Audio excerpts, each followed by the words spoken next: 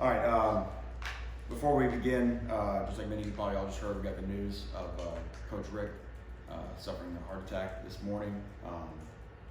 Obviously, on behalf of everybody at the University of Miami community, our thoughts and our best thoughts and wishes go out to Mark and Catherine. He is and will always be one of us. He is and will always be a hurricane. And it's good to know that he's doing well and resting well. So again, just that was an amazing, quite a news to get this morning. But we're really glad that Mark's okay. As to what's going on inside this building, obviously still disappointed in the results on Saturday. The team came in yesterday. We had a good practice last night. We had a good meeting where we kind of assessed where we were and what's going on and the things that we believe in. And I think we feel confident that we'll be able to put that performance behind us and play much better this weekend against an outstanding Pitt team. And with that, I'll open up for questions.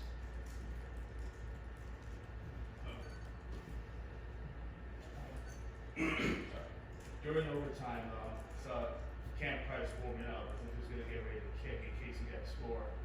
Is that going to happen? And is he going to kick against Pitt? Well, we for sure don't know who will kick against Pitt, but Camden Price is going to be in the mix this week. It's been good to have him back and getting more practice where we feel like he'll be game ready to go in. And I will say that there was no guarantee that we were going to kick if we scored in overtime. Hey Manny, I wanted to ask you about some health updates. I know you said on the radio this morning you might have some news on DJ and Pickney and Trajan. I know they all went out with injuries. Right. All that's coming in throughout the course of the day. All those guys are coming in based off their class schedule on treatments. So we'll meet this afternoon at 3:30. I may know a little bit more, but it'll probably be more tomorrow after practice. And I guess any resolution with Jeff Thomas for this week? That same thing, that's still up in the air. That may be something that we may know in an hour, may know in a couple hours, not sure yet. Manny, with the Camden Price, he missed 2 games or 3? Two. Last game, just 2, including last game. Okay, thanks. Manny, what happened on that? I'm sorry, to clarify that, Camden was with us last game. He didn't play in the game, but he missed the 2 previous to that. That's good. Sorry, go Thanks. ahead. Yeah, can you talk about what happened on the fake punt? It looked like DJ just froze. Yeah, so we're in punch safe for fake. We saw their punter has an excellent arm. Pre-game warmups, the guy was zinging the ball all over the yard, and it was actually the second time we'd been in punch safe that day. We had seen on film that we had not done a good job at times in terms of covering the guys. The dynamic is you have to cover the wideouts, you have to take speed off of the wideouts, but you also want to make sure on pooch punt situations you want a guy either getting the way of your returner or potentially hitting the ball when those balls are kind of placed in the coffin corner. The first time they punted the ball down the field, we didn't think we did a very good job on the wideouts. So we came to the sideline, we reiterated again how important it would be to cover the wideouts in this type of setting and take speed off those guys. If you watch our field corner kind of does it exactly the way we want to do, and we didn't do it in the boundary, and that's a coaching error. That's something that when we're emphasizing, we're not getting what we demand, and that's something that I take the responsibility for. And as a follow-up, can you share anything about what you said in that meeting that you talked about last night, where you assessed where you are and where you're going to try to go, and Right. What can you share from that? Here's what our football team knows. We're 4 plays away from being 7-0, and we believe that, okay? But we're not. And we understand the mistakes that have got us to where we are, okay? But regardless of what our record says, it's about what we do today. And we have an opportunity to win today. We have an opportunity to win on Saturday. We need to learn what it takes to win a football game. And sometimes that comes down to learning what it takes to lose a football game. You know what I mean? Giving up a strip sack on the first drive of the game, giving up a fake punt, and then giving up a long pass. Those are ways that, and in a game when otherwise play by play, you're showing off to be the more dominant team, missing 3 chip shot field goals. That's how these upsets occur. There's no hidden formula to that. Now, but when we look at who we are at our core and the way that we're building ourselves as a program, our hard work, our effort, our competitiveness, and our toughness, the foundation of who we want to be and what we're trying to brand ourselves as, those things have shown up, and those things have given us a chance to win every game that we've played. And we need to make sure to never flinch on those things. And those are principles that I didn't invent. Those are things that have worked here for ever and ever and ever. And we understand that, like, no different than starting any business. If your principles are sound, if your core values are sound, and you continue to apply them over time, all it takes is persistence. So to me, there's three things that have to happen, really. Number one, we have to have a will to persist, regardless of the short-term outcomes, okay? Number two, as a coaching staff, we have to continue to do a better job of getting the execution that it takes to win these games. And that falls on me and that falls on our staff. And then number three, we have to continue to recruit at a high level, because some of our issues will get fixed by continuing to add depth and add the players that we need. And that's it. And so there's no flinching, there's no panic, there's no nothing. Our guys understand that they're good enough and they've played good enough that 15 things had to go 15 for 15 to happen in that game on Saturday for us to lose. If 14 out of the 15 happened, Miami wins. Okay. Now, how do we get into a situation where we're not relying on a chip shot field goal at the end with 30 seconds left to kick off to a team with no timeouts? Okay. It should have gone in. We shouldn't have had to rely on that, but it still should have gone in. And our guys are aware of that. So again, you want to make sure that we see where we've come, we understand where we're going, but now let's get back to work and let's focus on today. Manny, I want to ask you about the rotation you had at left guard. I think most of the first half, I didn't see the second half, I just studied it the whole time, but you obviously had John Campbell Yep. there. I had to move on. So I wonder how much of that had to do with maybe Levon blowing an assignment maybe on that screen pass, or how much is just John improving, and I guess where do you sort of look at that left guard spot? That was not Yvonne's assignment on screen pass, so that has nothing to do with that. We think John Campbell's getting better. You know what I mean? As a guy that can function as a tackle or as a guard. And we're trying, I kind of mentioned this, it's been coming. I think he probably played the most in the game where you would have noticed that, but we're trying, you know, if John Campbell's a guy that's becoming a better and better player, a guy that can take snaps, you know, having him fill in for Yvonne, trying to keep more guys fresh, you know, so we can go hard, I think is an advantage to all of our guys.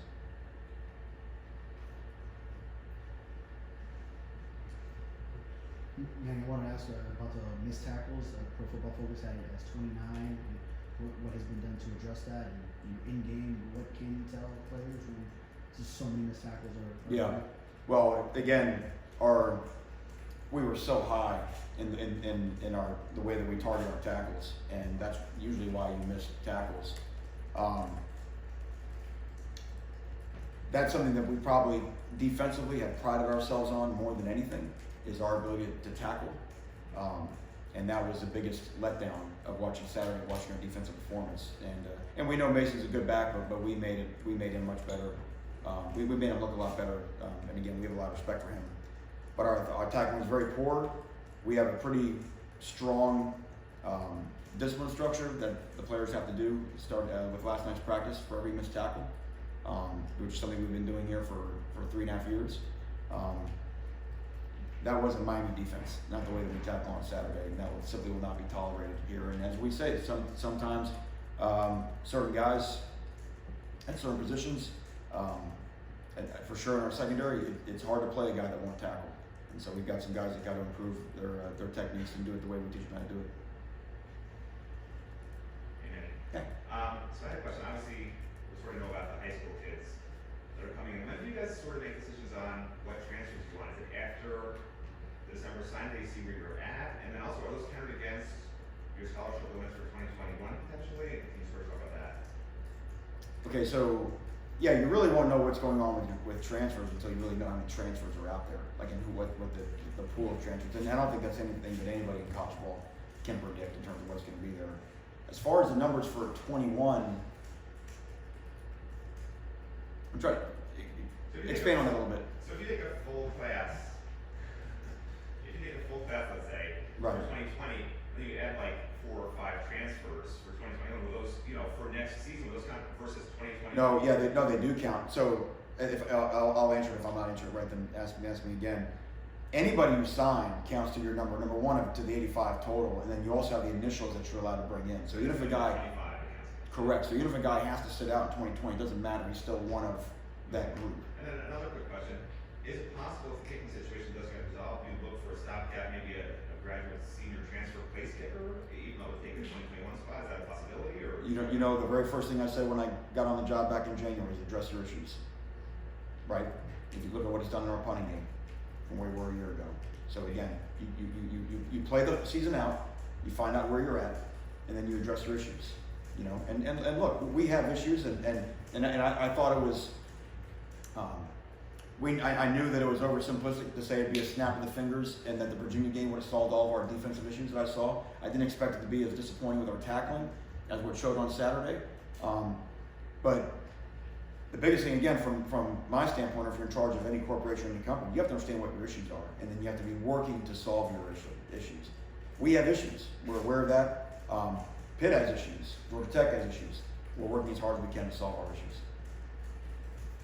Manny, I wanted to ask you about Sam Brooks. I think he's played in 4 games, and we talked about it last week.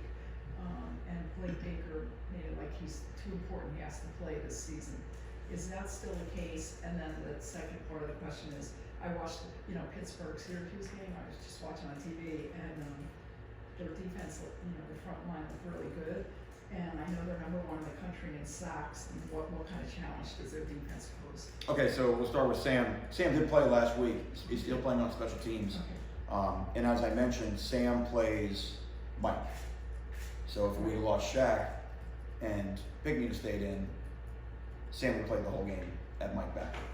But he's moving from defensive end when he played in high school to linebacker, so he's learning a new position. Okay, and he's not. And it would be unfair of us to expect him to understand how to play Mike and Will. Right. So that's why he didn't feature defensively on Saturday. But it could if the roles would have been reversed, it'd have been all Sam Brooks. And we still do feel that Sam has a chance to be a major player in our defense starting next year, and all of the experience he's getting right now, getting himself game ready, getting on special teams, being in these games, is going to help him, because obviously we're going to lose a lot of experience at linebacker next year. To the second part of your question about Pitt, to put it in perspective, they're averaging 5.1 sacks per game this year to lead the country. When we led the country in 2017 in sacks, we averaged 3.4. So they're not just leading the country in sacks, they're lapping the field in sacks. This is definitely the best defense I think that Pat Narduzzi's had since he's been at Pitt. They are very fast, they're very aggressive. Pat and his staff have always loved to bring a lot of pressure. So it is a great challenge for our guys up front, who in my mind, I thought played their best game protecting our passer a week ago. Obviously we had the issue on the screen pass, which is a screen. We had another sack that was given up by a running back, but I do think that our offensive line is improving. But this is a big challenge, and I'm sure, we'll have a great plan to counteract the pressure and understanding where it's coming from and making sure we got a guy on the right guy. And part of it is also getting the ball out too, decision making to get the ball out. I think you kind of already addressed it with Sam at the linebacker spot. Any second thoughts of doing things different if Pinkney's not available? We still go with Rigoni, or you talked about Zach was not Yeah, no, Zach's an option, and that's all finding out Mike's availability. So yeah, there's no doubt that Zach would be ready to roll if needed. And then the second part, any thoughts on Tate Martell at quarterback in a game situation? We still have a package for Tate, but when I look at what we're doing offensively now, and I look at our numbers, I don't know. We had the disastrous first series. We won 3 and out the rest of the way. We got down to the red zone 8 times, which basically means we were never stopped. Obviously finishing the drive with field goals, it should have been a 30-point game, if not more. And there was obviously plays in terms of our red zone execution that we're still trying to get better. But, I think when Jaron's played and what Nikosi's done over the last couple of weeks have absolutely given us a chance to win all of those games. And that's nothing against Tate, but those guys are playing well. Manny, going back to the kicking thing for a second. I think Mark Rick mentioned this on the broadcast over the weekend, how being a private institution, tuition here, it's hard to get quality walk-on kickers here. That's one of the challenges you guys face. Is there any thought at all, maybe signing 2 scholarship kickers? I mean, that's kind of unconventional, but thinking outside the box, is that something that you think you might pursue? 2 at the same time, like 2 this year, you mean, or? Right, like having 2 scholarship kickers on the roster of 185, is that something at all, considering the kicking rules that you guys have had, that, in the next signing class, would that be something you guys want to attain? Right. So you're saying have one and sign another one, Right. which would give you a total of 2. Yeah. No, it's the question I already answered. To me, yeah, you have to address your issues. I mean, we've all seen it. Mm-hmm. I mean, and look, there's been things, offense, defense, special teams, we know that all need to be improved in terms of execution. But the world looks a lot different at 5 and 2. The world looks a lot different at 6 and 1. I mean, Pitt Pitt's got it rolling. They're 5-1 in games decided by 10 or less. We're in the ACC. The games are all going to be close. Everything counts. So again, we're aware that our kicking issues have cost us and have as much of a say in what our record is today as anything else. So if that persists and we get to the end of the season and it needs a scholarship, you got to fix it with scholarship. It's what I said with quarterback a year ago. You signed 20 quarterbacks. If you don't have a quarterback, you can't win any games. You know what I mean? So to me, you have your numbers that you want, but you have to address the critical issues that result in winning and losing. We'll do 2 more questions for Coach. Manny, as an extension on defense, before the Virginia game, big deal was made. You were back involved, Right. And I think it showed on the field. I think we could all agree on that. There was slippage this week. Sure. A lot of slippage, actually. So, like, how much were you involved this past week? How much are you involved this week? It was the same, and that's why I said I thought it was oversimplistic to give all the credit to the way we played against, like I came with a magic wand and solved our issues. If you step back and you look at the game, obviously our rush defense in the second half is what allowed them to control the clock. Third down in the first half, we held them without a third down conversion. In the second half, they were able to move the chains, possess the ball. Obviously, they did not score in the second half. And if you look at our defense in regulation, when a defensive play was called, they only scored 7 points on our defense. So there's still some things that are going on right, and that's been, and I think that's the issue that we've been trying to address, is the inconsistent nature. At the times we still had 10 drives with 4 3-and-outs, which is dominant. Anything over 33% of 3-and-outs is big time defense. 40% is big time.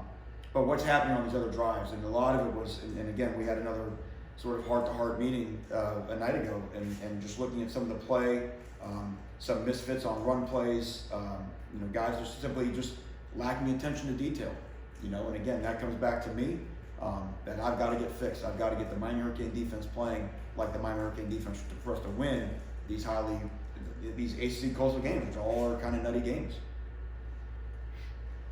Manny, I believe it was a video from a long point return. It looked like slow motion kind of got the quick shot, helmet shot. Were you able to review that? Did you see that? And did you talk to anybody about like this? It seems like a pretty blatant, obvious targeting call. You review and talk about. Yeah, the league, the targeting stuff, every play is reviewed by the league, so there's nothing you can say because you're appealing to the judge, so it is, they watch every play, they can tap the button or whatever, so there's really not a lot you can say about that. Thank you, everybody.